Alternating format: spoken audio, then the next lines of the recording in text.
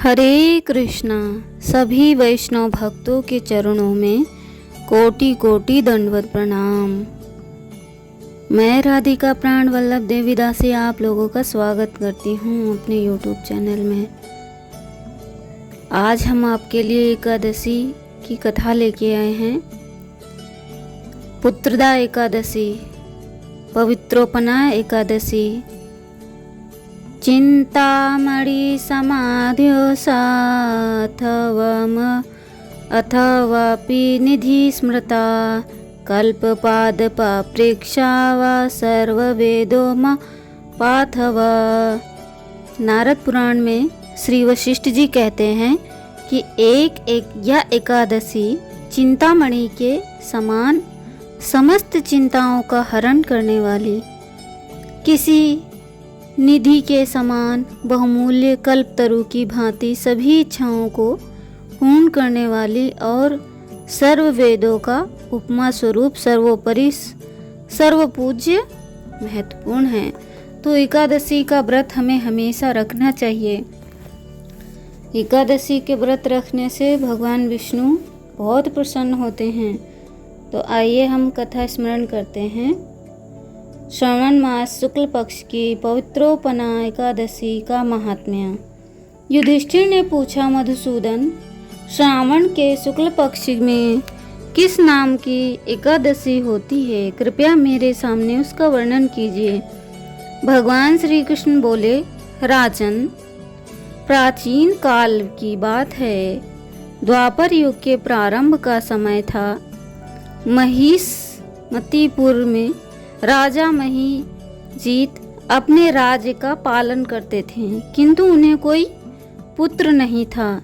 इसीलिए वह राज्य उन्हें सुखदायक प्रतीत नहीं होता था। अपनी आयु बीतते देख राजा को बड़ी चिंता हुई। उन्होंने प्रजा वर्ग में बैठकर इस प्रकार कहा, प्रजाजनों, इस जन्म में मुझसे कोई पाप नहीं हुआ है। मैंने अपने खजाने में अन्याय से कमाया हुआ धन नहीं जमा किया। ब्राह्मणों और देवताओं का धन मैंने कभी नहीं लिया। प्रजा का पुत्रवत पालन किया। धर्म से पृथ्वी पर अधिकार जमाया तथा दुष्टों को, चाहे वे बंधु और पुत्रों के समान ही क्यों ना हो, दंड दिया है। शिष्ट पुरुषों का सदा सम्मान किया है और किसी को द्वेष का पात्र नहीं समझा। फिर क्या कारण है जो मेरे घर में आज तक पुत्र उत्पन्न नहीं हुआ है? आप लोग इसका विचार करें। राजा के वचन सुनकर प्रजा और पुरोहितों के साथ ब्राह्मणों ने उनके हित का विचार करके गहन वन में प्रवेश किया। राजा का कल्याण चाहने वाले वे सभी लोग इधर उधर घूमकर ऋषि सेवित आश्रमों की तलाश करने लगे। इतने में ही उन्हें मुनि श्रेष्ठ लोमस का दर्शन हुआ। लोमस जी धर्म के तत्वज्ञ, संपूर्ण शास्त्रों के विशिष्ट विद्वान, दीर्घायु और महात्मा हैं। उनका शरीर लोम से भरा हुआ है। वे ब्रह्मा जी के समान तेजस्वी हैं।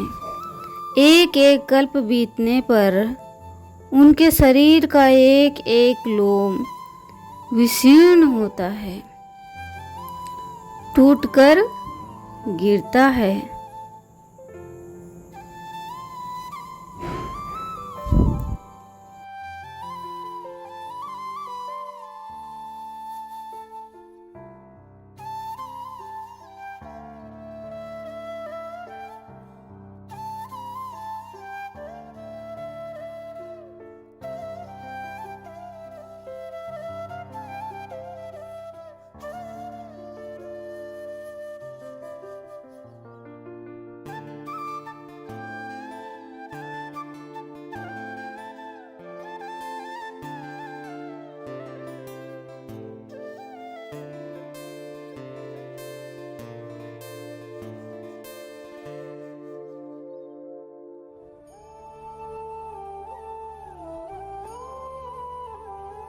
इसीलिए उनका नाम लोमस पड़ा।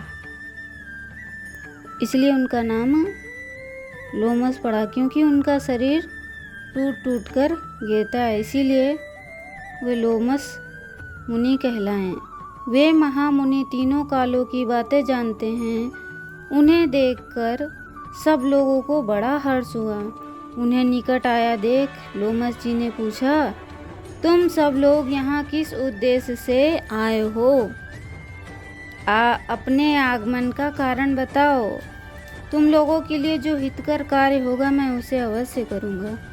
प्रजाओं ने कहा, ब्राह्मण, इस समय महीजीत नाम वाले जो राजा हैं उन्हें कोई पुत्र नहीं है। हम लोग उन्हीं की प्रजा हैं जिनका उन्होंने पुत्र की भांति पालन किया है।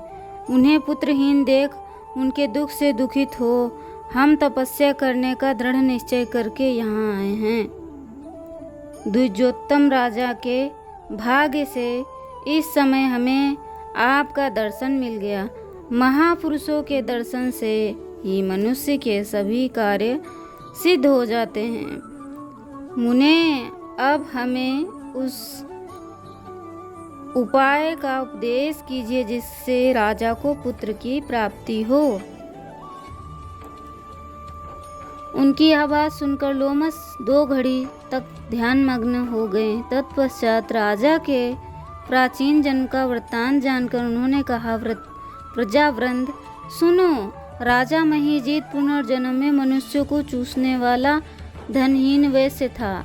वह वैश्य गांव-गांव घूमकर व्यापार किया करता था। एक दिन ज्येष्ठ के शुक्ल पक्ष में 10वीं तिथि को जब दोपहर का सूर्य तप रहा था, तब वह गांव की सीमा में एक जलाशय पर पहुंचा। पानी से भरी हुई बावली को देखकर वैश्य ने वहां जल पीने का विचार किया। इतने में ही वहां बछड़े के साथ गौ भी आ पहुंची। वह प्यास से व्याकुल और ताप से पीड़ित थी, अतः बावली में जाकर जल पीने लगी। वैश्य ने पानी पीती हुई गाय को हाँककर दूर हटा दिया और स्वयं पानी पिया। उसी पाप कर्म के कारण राजा इस समय पुत्रहीन हुए हैं।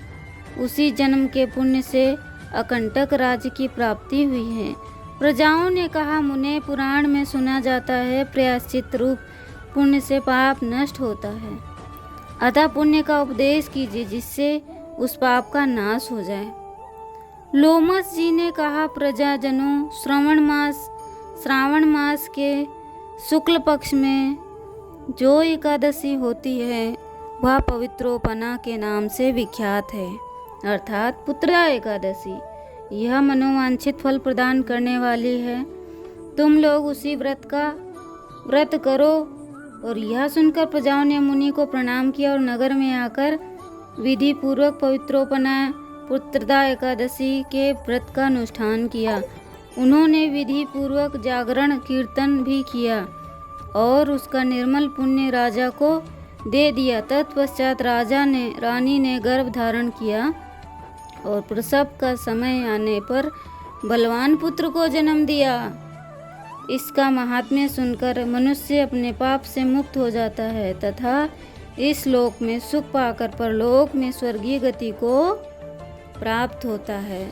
तो जो भी एकादशी रखते हैं, भगवान विष्णु और कृष्ण उनकी सभी मनोकामनाओं को पूर्ण करते हैं। तो हमें भी एकादशी का पालन करना चाहिए और एकादशी का व्रत रखते हुए रात्रि जागरण करना चाहिए, वैष्णव भक्तों का संग करना चाहिए।